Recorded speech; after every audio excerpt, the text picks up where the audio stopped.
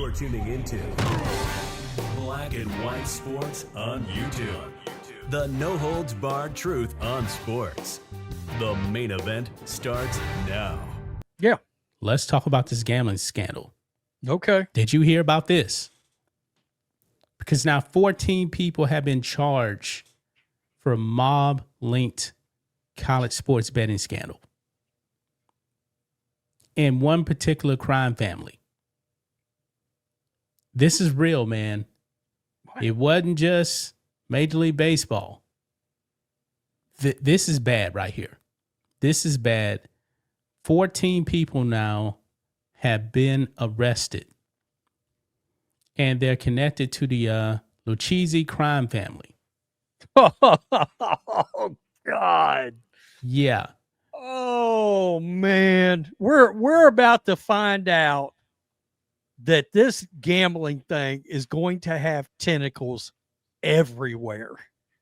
Yep. It's going to be everywhere. And now every sports organization out there is feeding off the teat of some gambling outfit.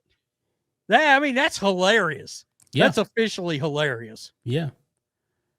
Says here, the office of the New Jersey Attorney General announced on Thursday that 14 people have been charged for their role in a massive illegal sports betting ring. The sports betting operation is linked to organized crime, allegedly including members of the Lucchese crime family, according to New Jersey officials. Quote, "Today, we are alleging that a member and associates of the Lucchese crime family were running a sophisticated sports betting operation," said DCJ Director Teresa L. Hilton. Quote, "They are also charged with money laundering and other crimes as part of their racketeering enterprise. We are committed to rooting out these illegal operations and protecting the public from becoming their victims."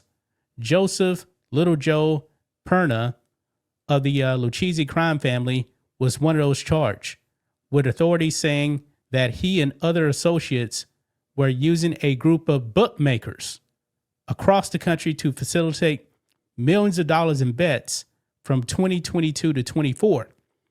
Several of the bookmakers were college athletes working at the direction of Little Joe and his associates.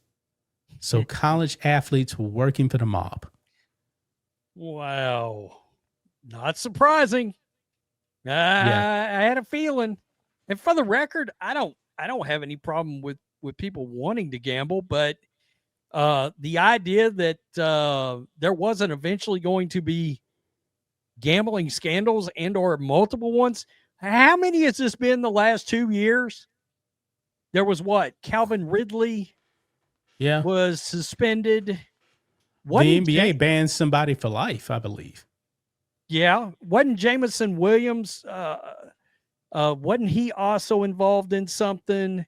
And then you had the player that got banned from the NBA. Then you had the NFL player got suspended, but he wasn't playing. He was injured that season.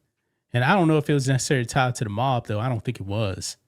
But he was placing bets while he was injured. Then we had the NBA, the big one, from this year with Chauncey Billups and Terry Rozier. Yeah.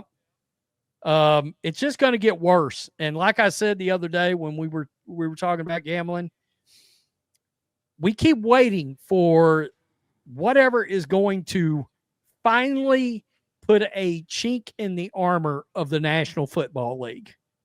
Now, you know what we haven't brought up? You know what we haven't talked about in all of this? What has been one of the big storylines the last 4 years in the National Football League involving their quote-unquote most popular team that isn't the Dallas Cowboys? The Chiefs. The referees and the Kansas City Chiefs. Every year in the playoffs, the University of Texas at El Paso, I did this video, did a study going back the entire Patrick Mahomes era in the playoffs. And there is absolute proof and data to support that the Chiefs have been getting a quote. This was their quote. A disproportionately large amount of referee calls in their favor during the playoffs. Mm-hmm. By the way, they decided, no, look at this. That same study went back and looked at the Tom Brady Patriots. That was false. They did not get referee calls during their dynasty run because they want this, man. They want the Chiefs ain't getting the Chiefs ain't getting enough ref help this season, man, because they're 5-4. Well, check this out. They didn't get the same help during the regular season, the study showed. But when they got to the playoffs, that's when all of a sudden the calls overwhelmingly went in the direction of the Chiefs, which takes us back to the Bengals getting screwed in the AFC Championship game like 3 years ago. Remember that? That was gargantuan when that happened. It's only a matter of time. Something's going to hit the NFL, you know? Probably is. Yeah. But when it comes to the NCAA, they're aware of the illegal sports betting, and they're actually looking into it. And this is a mugshot of Joseph M. Perna of the Lucchese crime family right there, and that's his son right there. Yeah, so we got mugshots right here, Rhodes. Damn. Says here, Perna acted as the financier who supported the operation, said the release of from the Office of the Attorney General. Perna's son, Joseph R. Perna, 25, of Oakland, New Jersey, conducted the daily operations of the sportsbook, facilitating dozens of subordinate agents, including his brother, Anthony Perna, 23, of Oakland, his stepbrother, Frank Zito, 23, of Fairfield, and his cousins, Dominic Perna, 23, of Newark, New Jersey, and Michael Seta, 23, of North Helden, New Jersey. Despite the legalization of sports betting across much of the country, there's clearly still a concerted effort to get a piece of gambling revenue from states where gambling isn't legal. Yeah. I mean, I told you, man, that the NBA, that story was just tip of the iceberg. Mm-hmm. And now it is coming out everywhere. The floodgates are open. The floodgates are opening, man. Yeah. In fact, you know, that's funny. We're talking about this. When I ran to the store yesterday, I was listening to Florio and Chris Sims do their NFL Picks podcast. Mike Florio opened that show with a 10-minute rant on the leagues crawling in bed with all these gambling services. And he's just like the rest of it. He foresees something coming, you know, involving gambling. And he's like, and that podcast, I think, is like supported by DraftKings Gambling. I kid you not. And he's like, I'm telling you right now, I'm not endorsing it. I was like, wow. He said they may fire me over this rant. Man. I said, well, understandable, you know. Understandable. It's getting bad. It is. How do you think people feel about the integrity of sports right now? I don't think they have any faith in it. There's way too much money out there. And we've seen no matter how much money athletes actually get, some of these guys are actually willing to cross the line. I'm pretty sure Chauncey Billups, man, made millions upon millions of dollars. He got caught up in it. That's a guy that never needed to get involved. No, he's a Hall of Famer. Yeah.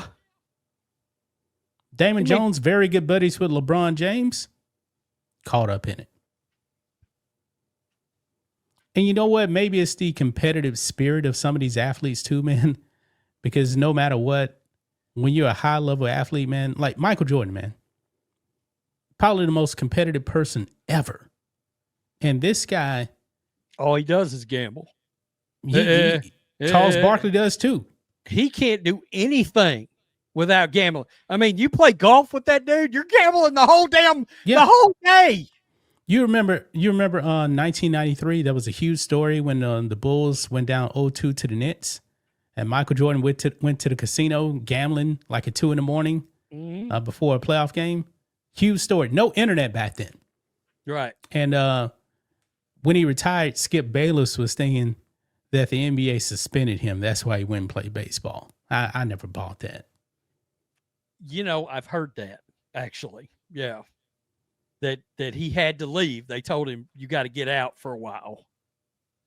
Or we because I will the give David. Is, why would the NBA kick out the biggest star for gambling on his own time? Something to do with exposing, something to do with him gambling. That's all I ever heard. But yeah, I've heard that before. That's why he went to baseball for 2 years, is because he was caught up in something to do with gambling. And nobody, to my knowledge, nobody knows specifically what it was. Yeah. But yeah, I remember hearing that. I heard that not too long ago. In fact, somebody was talking about it. But he still gambles. So yeah. Anyway. Thanks for watching the show. Be sure to like, comment, and subscribe. Be sure to tune in next time on Black and White Sports.